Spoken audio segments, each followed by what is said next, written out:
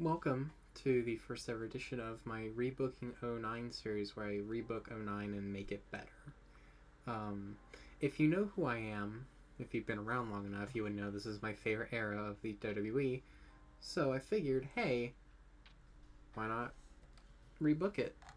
Make it better. Probably be a lot easier said than done. I already threw three contracts at three people. Got Christian, John Moxley, and Tyler Black. Those two will go into developmental. Whereas Christian, I plan on putting him on ECW. I got rid of Paul Burchill and I got rid of Val Venus because I fucking hate both of them. And then we have Sheamus and Drew McIntyre are now on the main roster. Sheamus is on ECW and Drew is on SmackDown. So for our World Heavyweight title feud, we have Cena and Batista. For our IC title feud, we have Regal and Rhodes. For our Raw tag, we have Miz and Morrison and Goldust and Santino. For our SmackDown tag, we have Carlito and Primo versus Chavo and MVP. For our US title, we have Shelton and McIntyre. For our ECW title, we have Sheamus and Henry. And I also retired the Divas belt because I've always felt the Divas title is kind of unnecessary. I get it for the brand split, but not only does the title just not look great, I think having just the one women's belt would be better because both of the rosters are so little. I figured there's really not much I can do there. I'd rather integrate all of them. Yeah, there they are. They left. So let's simulate 4 days and go to Raw.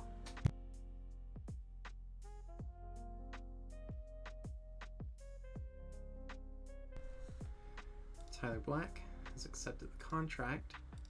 John Moxley has accepted the contract.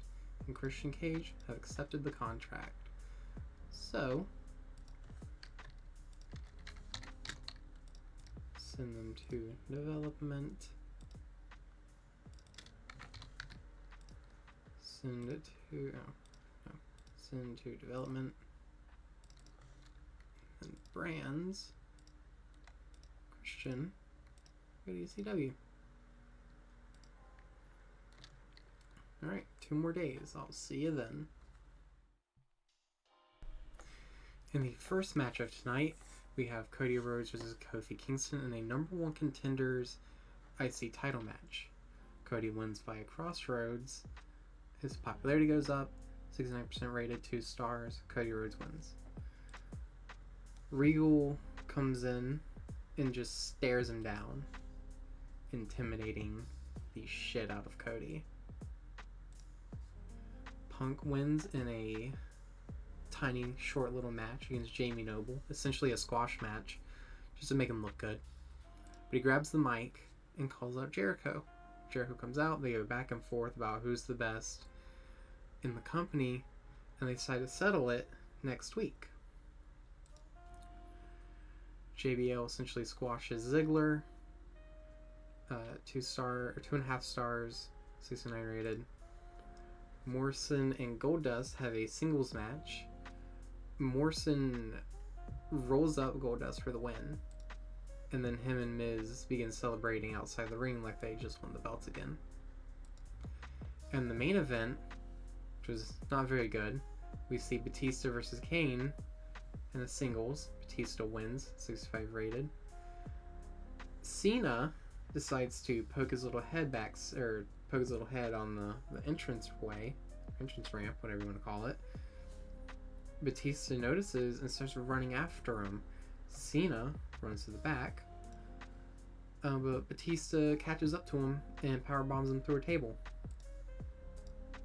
The heel turn of Batista was a success. Gained 0.3 popularity, 75 rated. Overall not terrible. We gained popularity, so that's good enough, I think. So, Raw makes 485,000, 700,000 in ticket sales. No news, but we do get to also book ECW. So I'll see you when the show is booked. In the first match for ECW, we see Evan Bourne take on Matt Hardy, which Evan Bourne wins, 67 rated. So, little mediocre little match. I wanted to make Evan Bourne look a little good. If that even makes any sense. A little good? Is that a word? I don't even know. Moving on, the Boogeyman scares Jack Swagger out of their match tonight. That was a little funny little haha. And then the next match is Tommy Dreamer defeating Finley in a 10-minute little match. We get a Sheamus hype video to introduce the fans into him coming in. Easy 100, of course. And the main event, we get minus half star Swagger versus Boogeyman, in which the Boogeyman wins. He actually knocked out Swagger out of fear, or something along those lines. 66 rated in show. So now we move to SmackDown. For SmackDown, we have a video package kind of just detailing the big stars of SmackDown as a little recap for the start of the year, as it goes into Ezekiel versus Big Show, in which the Big Show wins. An 11-minute match, 65 rated, 1 star. Edge is interviewed backstage by Todd Grisham, where he talks about his future in the company and on SmackDown.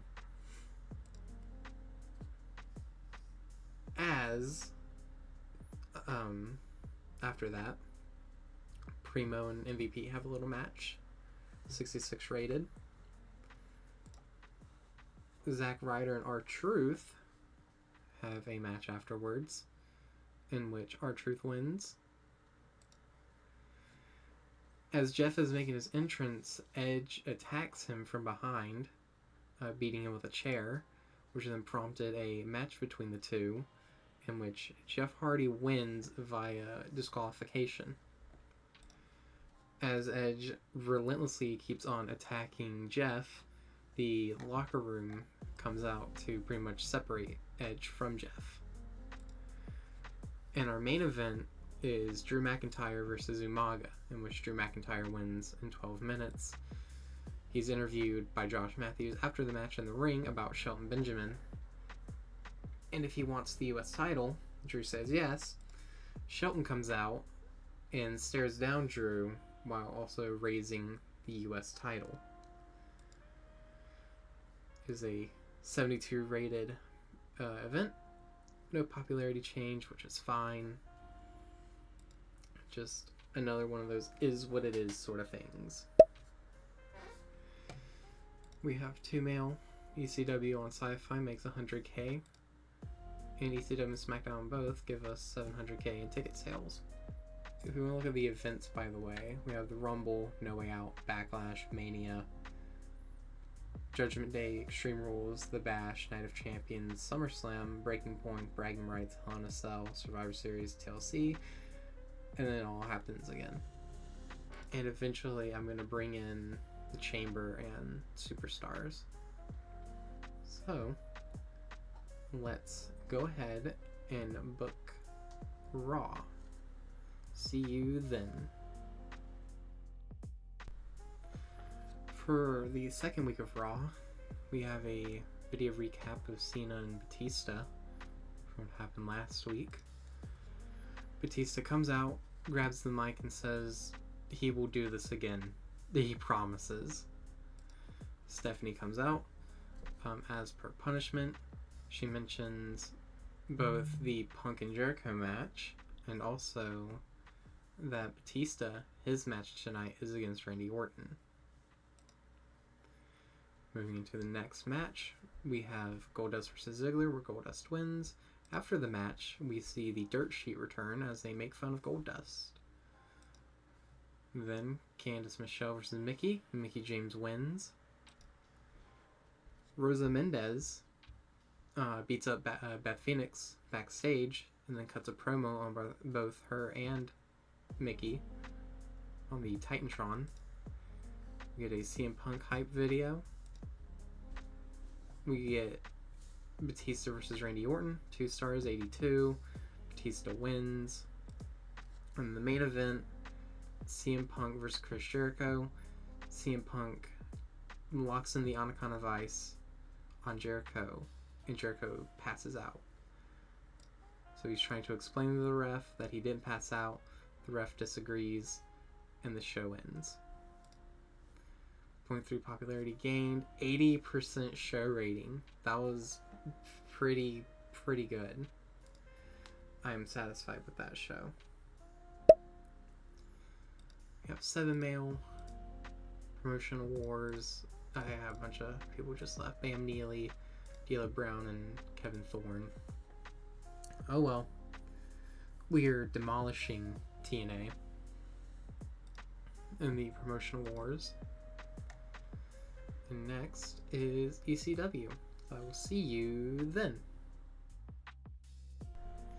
Starting us off tonight, we have The Miz versus Finlay, where Finlay gets the win over The Miz after Morrison botches his interference, letting Finlay pick up the win. Evan Bourne defeats Ricky Ortiz in pretty much another little squash match for Evan. The Boogeyman comes out and issues an open challenge for anyone who's brave enough to actually come out and face him, which leads Christian to come out and win. Christian celebrates, just happy to be back in the WWE. We see another Sheamus hype video, and then we get Matt Hardy versus Mark Henry, which ended up not being very good. Mark Henry still won, retained the ECW title. Seems like ECW is going to be the death of us when it comes to our popularity. Alright, in the final SmackDown for this episode, I'll see you then. To start us off for SmackDown, Triple H comes out and has a short little match with Mr. Kennedy, where Triple H wins, 78 rated. Then he grabs the mic and pretty much just talks about how he's going to be the one to win the Rumble and how he's going to go on to Main Event Mania against whoever holds the belt by then. Kelly beats Victoria in an 11-minute match, 64 rated. Not amazing. Kizarny gets the win over Gregory Helms. I have big things planned for Kizarny. Big Show comes in. He's like, hey, I'm huge. No one's going to stop me. Khali and his manager interrupt. They stare down Big Show. Great Khali and Big Show end up brawling, but the manager ends up pulling them both apart into a pretty good rated segment, so good for them.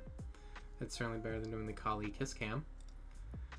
Chavo and MVP, the newly formed team, defeat Hawkins and Ryder with Carlito and Primo at ringside.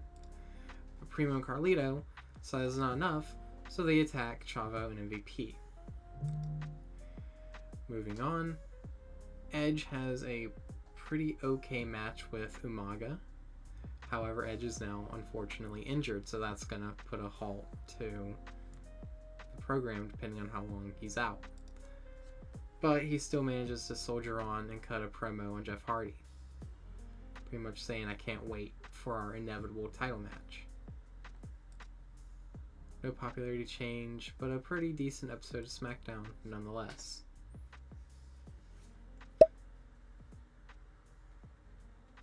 Brody Lee and Athena become closer friends. Maria Kanellis ends her relationship with Mike Bennett. Claudio Castagnoli and Sarah Del Rey are divorced. Very odd stuff. Edge has been hit with injury. He will be out until March. Damn. That sucks. Quadriceps, no less. Also, I forgot to do this. Alright. Well, that's the first 3 booked. Next up, we have the Go Home, then the Rumble, and then the next pay-per-view is in 32 days for No Way Out. So see you all then. Till then, take care. Have a great time. Goodbye.